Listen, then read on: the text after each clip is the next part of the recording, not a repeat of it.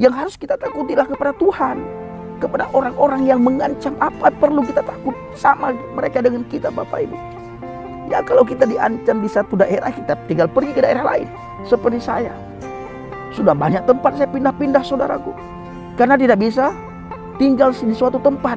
Begitu juga teman-teman saya yang lain, pindah-pindah tempat, pindah-pindah desa, pindah-pindah daerah. Memang ini yang kita alami, dan itu juga yang dialami oleh para nabi dan rasul. Bahkan Yesus juga mengajarkan itu kepada kita. Bila di suatu tempat kamu dihina, di suatu tempat kamu ditolak, di suatu desa kamu diintimidasi, kamu pergi ke desa lain, pergi ke daerah lain, pergi ke kota lain. Maka dari itu, saudaraku para pencinta Syiar Ilham Bangkit, Tuhan ingin kita semuanya untuk memberitakan Injil. Dan ini bukan tugas saya, tapi tugas setiap orang yang sudah percaya kepada Yesus Kristus. Begitu saudara percaya kepada Yesus Kristus, maka sejak itulah tugas memberitakan Injil itu ada pada saudara. Haleluya, haleluya. Shalom alaikum, salam aki. Aku kabarkan Injil keselamatan. Bapak Ibu kasih Tuhan, ketemu lagi dengan saya Evangelis Avraham Effendi Usman. Bagaimana kabar Bapak Ibu semua? Tentu luar biasa.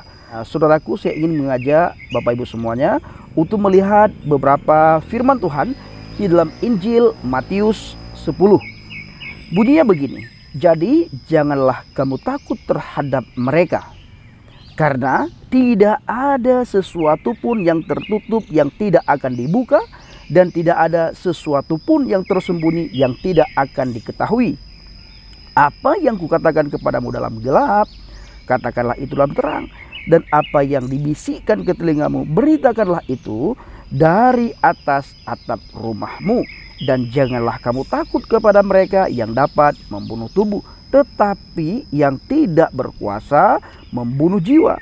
Takutlah terutama kepada Dia yang berkuasa membinasakan baik jiwa maupun tubuh di dalam neraka. Saudaraku, ketika kita membaca firman Tuhan ini, ya tentunya ini sangat menguatkan pribadi kita, saudara. Sangat menguatkan kita di dalam memberitakan firman Tuhan, di dalam kita memberitakan Injil.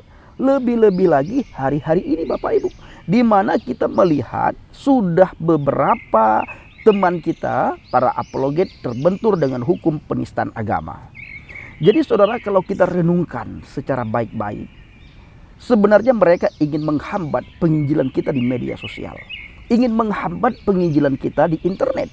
Tapi saudara, mereka tidak akan bisa menghambat semangat kita di dalam kita memberitakan Injil. Karena tugas ini bukan tugas yang diberikan oleh gereja, bukan tugas yang diberikan oleh sinode, bukan tugas yang diberikan oleh gembala, pendeta, tetapi ini tugas yang diberikan langsung oleh pribadi yang datang dari surga. Amanat agung, Yesus Kristus sendiri yang memberikan tugas ini kepada kita semuanya. Bahkan firman Tuhan berkata, jangan kamu takut terhadap mereka. Siapa yang dimaksud mereka ini Bapak Ibu? Orang-orang yang suka membenturkan kita dengan hukum penistaan agama. Kalau saya boleh katakan, firman Tuhan 2022 tahun yang lalu sudah mengingatkan kita supaya kita tidak takut terhadap mereka yang sedikit-sedikit ingin melaporkan kita, Bapak Ibu. Sedikit-sedikit apa yang kita sampaikan selalu dibenturkan, dan dibenturkan. Maka kita tidak boleh takut akan hal itu. Semangat kita tidak boleh padam. Apa dibenturkan?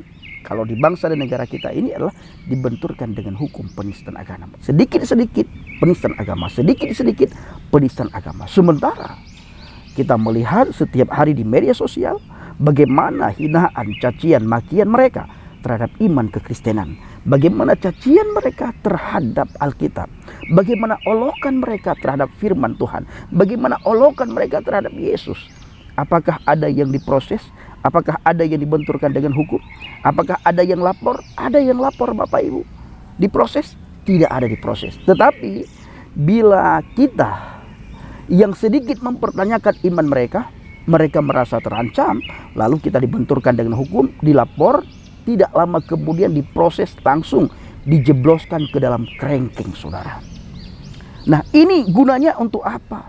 Untuk memadamkan semangat kita, untuk mematahkan semangat kita dalam pelayanan Bapak Ibu, supaya kita tidak berani memberitakan Injil.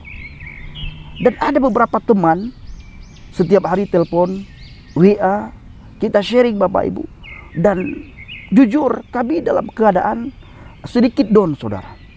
Tetapi ketika kami membaca firman Tuhan menguatkan kami. Dan firman Tuhan menyuruh kami untuk melihat bagaimana para nabi dan rasul terdahulu, di saat mereka memberitakan firman, di saat mereka memberitakan kabar baik, di saat mereka memberitakan Injil, apa yang mereka alami? Intimidasi, penganiayaan, dijebloskan juga dalam penjara Bapak Ibu. Bahkan banyak para nabi dan rasul di saat mereka memberitakan Injil, mereka terbunuh. Jadi apa yang kami alami hari-hari ini? Intimidasi, ditakut-takutin, diawasi, segala hal dituduhkan Bapak Ibu. Itu belum sebanding, belum seberapa bila kita melihat para nabi dan rasul pada zaman itu Bapak Ibu. Tidak ada apa-apanya bila kita bandingkan hari-hari ini yang kita alami dengan yang dialami oleh para nabi dan rasul. Tercatat dengan jelas dalam Alkitab. Terbunuh.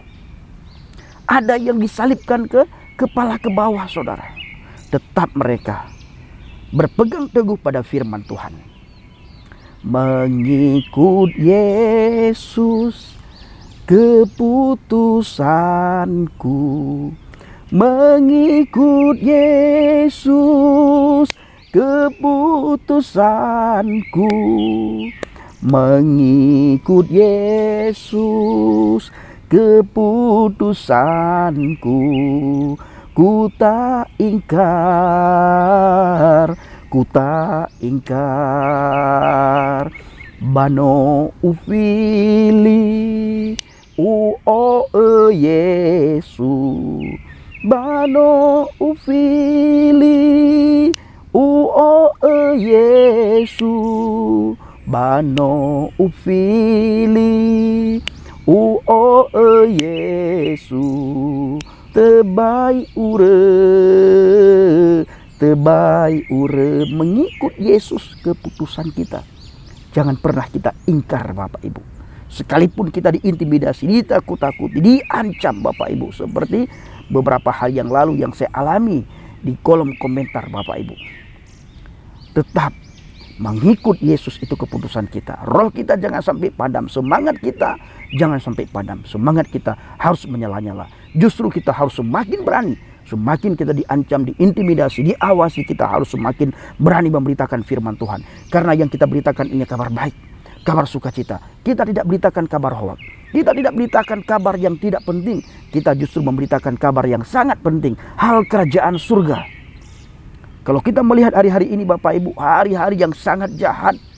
Apa yang tertulis dalam Alkitab itu semuanya tergenapi. Tinggal satu lagi yang belum tergenapi. Kedatangan Yesus Kristus yang kedua kali. Ini yang belum tergenapi. Yang lain semua tergenapi. Jadi kita tunggu apa lagi saudara? Kita harus memberitakan Injil. Banyak saudara-saudara kita di luar sana. Mereka belum mengenal Yesus. Mereka belum mengenal Injil. Belum terima Injil. Bagaimana jiwa dan raga mereka Bapak Ibu. Kemana mereka setelah mereka meninggalkan dunia ini. Coba saudaraku renungkan. Bagaimana keadaan mereka setelah mereka meninggalkan dunia ini. Ini adalah tugas kita untuk memberitakan Injil kepada mereka. Sekalipun kita dihina, dicemooh, dicaci maki, diolok-olok, tetap tugas memberitakan Injil adalah harus kita lakukan. Karena itu perintah langsung daripada Yesus Kristus yang dinamakan dengan amanat agung saudaraku. Walau sendiri tetap ku ikut. Walau sendiri tetap ku ikut. Walau sendiri tetap ku ikut. Ku tak gentar, ku tak gentar. Sekalipun kita tinggal sendiri Bapak Ibu, kita tetap berpegang teguh pada firman Tuhan. Tetap kita ikut Yesus. Tetap kita percaya, beriman, bertakwa, tinggal di dalam Yesus Bapak Ibu. Banyak orang meninggalkan kita, banyak orang meninggalkan Yesus, banyak orang mencemooh, menghina, mencaci maki. Tetap kita tinggal dalam Yesus. Tetap kita tinggal dalam firman. Kita memberitakan Injil malah saudaraku. Ini harus. Ya, harus saudaraku. Bayangkan bagaimana keadaan mereka setelah mereka meninggalkan dunia ini. Bila belum mereka percaya kepada Yesus. Di mana tempat mereka? Kemana mereka ditempatkan nantinya? Kemana mereka pergi nantinya Bapak Ibu? Neraka saudara. neraka. Jadi sekali lagi Bapak Ibu, jangan pernah takut dengan ancaman. Ditakut-takutin, diintimidasi, jangan pernah takut. Diolok, dihina, kita dicari, kita ditarget, jangan pernah takut Bapak Ibu untuk memberitakan Injil. Karena Injil itu adalah tugas kita. Karena memberitakan Injil adalah tugas kita orang yang sudah percaya kepada Yesus. Karena tidak ada sesuatu pun yang tertutup yang tidak akan dibuka, dan tidak ada sesuatu pun yang tersembunyi yang tidak akan diketahui. Jadi Bapak Ibu, Injil itu tidak bisa disembunyikan. Tidak ada sesuatu pun yang bisa ditutup. Tidak ada sesuatu pun, seorang pun, tidak ada satu kuasa pun yang bisa menghambat kita untuk memberitakan Injil. Tidak ada, saudaraku. Nah, apa yang kukatakan kepadamu dalam gelap, katakanlah itu dalam terang, dan apa yang dibisikkan telingamu, beritakanlah itu dari atas atap rumah. Jadi, janganlah kamu takut kepada mereka yang dapat membunuh tubuh, tetapi yang tidak berkuasa membunuh jiwa. Takutlah terutama kepada Dia yang berkuasa membinasakan baik jiwa maupun tubuh di dalam neraka. Ini yang harus kita takuti. Yang harus kita takutilah kepada Tuhan, kepada orang-orang yang mengancam. Apa perlu kita takut sama mereka dengan kita, Bapak Ibu? Ya, kalau kita diancam di satu daerah, kita tinggal pergi ke daerah lain. Seperti saya, sudah banyak tempat saya pindah-pindah, saudaraku. Sudah banyak rumah saya sewa, karena tidak bisa tinggal di suatu tempat. Begitu juga teman-teman saya yang lain, pindah-pindah tempat, pindah-pindah desa, pindah-pindah daerah. Memang ini yang kita alami, dan itu juga yang dialami oleh para nabi dan rasul. Bahkan Yesus juga mengajarkan itu kepada kita. Bila di suatu tempat kamu dihina, di suatu tempat kamu ditolak, di suatu desa kamu diintimidasi, kamu pergi ke desa lain, pergi ke daerah lain, pergi ke kota lain. Nah, bila mereka menerima kita, maka shalom Tuhan ada pada mereka. Bila mereka tidak menerima kita, shalom Tuhan tidak ada pada mereka, Bapak Ibu. Maka dari itu, saudaraku para pencinta Sinode Il Habagat, Tuhan ingin kita semuanya untuk memberitakan Injil. Dan ini bukan tugas saya, tapi tugas setiap orang yang sudah percaya kepada Yesus Kristus. Begitu saudara percaya kepada Yesus Kristus, maka sejak itulah tugas memberitakan Injil itu ada pada saudara. Ya, sejak saudara percaya kepada Yesus, atau sejak kita semuanya percaya kepada Yesus, maka sejak itulah tugas pemberitaan Injil itu ada di pundak kita, ada pada kita. Karena ini adalah perintah Tuhan, bukan perintah sinode, bukan perintah gereja, bukan perintah gembala, tetapi perintah langsung daripada Tuhan, yaitu amanat agung. Jadi Bapak Ibu, jangan pernah kita takut dengan ancaman. Nah, kiranya video singkat ini bisa menguatkan kita semuanya, terutama sekali para apologet yang merasa diintimidasi, yang merasa terancam, yang merasa ditargetkan.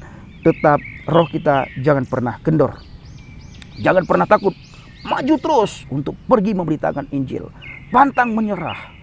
Sekalipun ada beberapa orang yang sudah dimasukkan, Bapak Ibu, jangan melemahkan semangat kita, jangan melemahkan iman kita. Tetap sukacita kita pergi memberitakan Injil itu harus ada.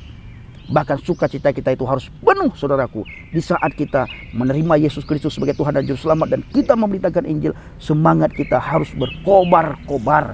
Karena apa yang kita lihat hari-hari ini sudah tertulis jauh-jauh hari di dalam Alkitab. Jadi apa yang kita takutin? Ayo kita semuanya pergi memberitakan Injil.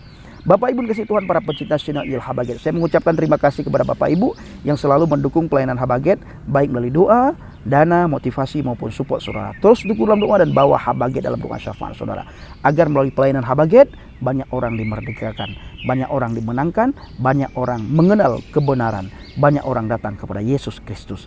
Terima kasih. Shalom alaikum bishim hamasyah. Salam aki.